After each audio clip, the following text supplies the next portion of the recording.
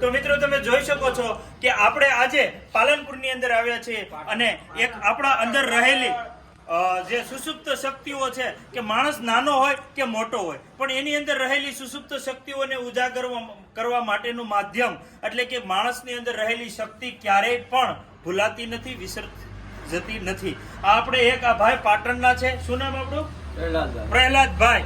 અને ઈ એક આવું લાકડામાંથી કંઈક આવું બનાવ્યું છે અને આ શું કહેવાય વડીલ? રાવણ હતું. હે? રાવણ હતું. રાવણ હતું. હવે એ કઈ કહેવાય, ભાઈ વગાડે છે અને આપણે એને રાજી કરવાના છે. તો મિત્રો આપણા ભારતની અંદર અને એમાં ગુજરાતની અંદર ઘણી બધી શક્તિઓ કંઈક ને કંઈક માણસની અંદર જે છે એવી શક્તિઓને આપણે આજે આવા નાના માણસને રાજી કરવા છે. અને પહેલા તો એમને એક ગીત સાંભળવું છે. વડીલ ક્યુ વગાડશું?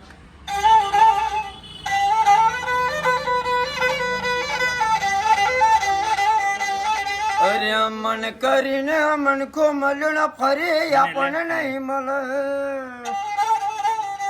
અરે ભાવ કરીને પ્રભુ ભજો મનખો સુધરી જશે.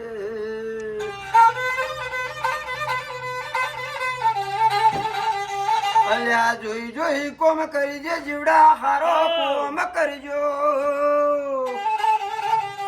અરે પ્રભુ આપડા પારખા લેશે ઈ સબ દેવા પડશે.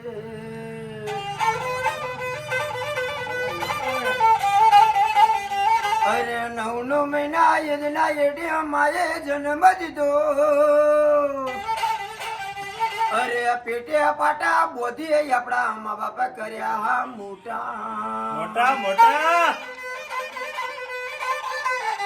અરે ભણાવીને ગણાવીને હોશિયાર કર્યા. અરે લાડ કડીએ વહુ લાવ્યા મા બાપને દગા દીધા. દીધા.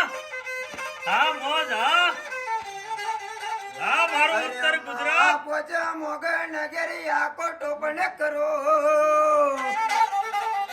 અરે સાસુ પોચ મોગે ત્યારે પચા કાઢીને આપતા.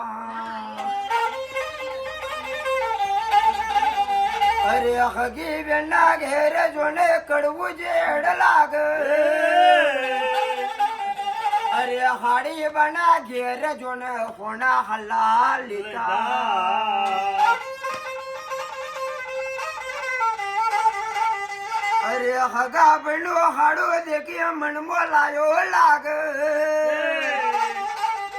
અરે હાડો એનો ફૂલી ખાય પણ મીઠો મીઠો લાગે. વાહ વાહ. હાલો બસ. વાહ મારો ભાઈ વાહ. આ ભાઈ ભજન ની અંદર એવું કંઈક કહેવા માંગે છે કારણ કે આ ઉત્તર ગુજરાતની ભાષા છે ને હું છું કાઠિયાવાડી. ભાષાકીય બાર ગાવે બોલી બદલે તો આવી પણ આ ભાઈની બોલીમાં ઘણો ખરો ફેર હતો. પણ મને એવું કંઈક સમજાય છે કે ભાઈ છે એ પારકો લાગે, હાળો છે એ હારો લાગે, બેન છે એ પારકી લાગે, હાળી છે એ હારી લાગે. તો આવું આ ભાઈનું કંઈક કેવું હતું ને ભજન હતું. વડીલ અમને મજા આવી અને હવે અમારે તમને રાજી કરી દેવાના છે. બોલો કેટલા આપું?